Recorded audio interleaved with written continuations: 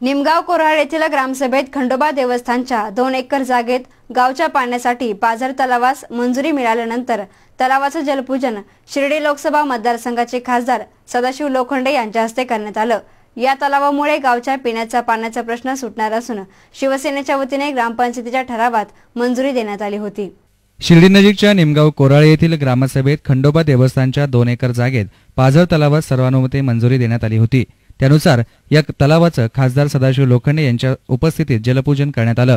या प्रसंगी शिवसेनेचे तालुका प्रमुख कमलाकर कोते, भाजपचे शहर प्रमुख राजेंद्र गोंदकर, उपनगराध्यक्ष निलेश कोते, नगरसेवक शिवाजी गोंदकर, प्रकाश शेळके, विठ्ठल पवार, सचिन कोते, गणेश सोमवंशी, अंजिनाथ कातोरे, मनोज वदक, आबासाहेब नळे, सतीश डेंगळे आदींसह मान्यवर उपस्थित होते। याबाबत अधिक माहिती अशी की निमगाव ग्रामपंचायत सदस्य कल्पना जगताप यांनी पाण्याची पातळी वाढवण्यासाठी खंडोबा देवस्थान जागेत 2 एकर जागेमध्ये पाझर तलावास ग्रामसभेत ठराव मांडला होता।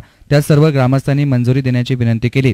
यावेळी भानुदास कातोरे यांनी शिवाजी कातोरे, प्रदीप खरात, ग्रामपंचायत सदस्य शकुंतला भाऊसाहेब कातोरे, नारायण रायभाने, संजय कातोरे, मारुती वदक, शालिग्राम खरात, राजेंद्र कातोरे या प्रमुख कार्यकर्त्यांशी चर्चा करून गावच्या पाण्याचा पिण्याचा प्रश्न सुटणार असल्याने शिवसेनेच्या वतीने या ठरावास मंजुरी देण्यात आली होती। त्यानुसार तलावातील पाण्याचे जलपूजन शिर्डी लोकसभा मतदारसंघाचे खासदार सदाशिव लोखंडे यांच्या हस्ते करण्यात आले।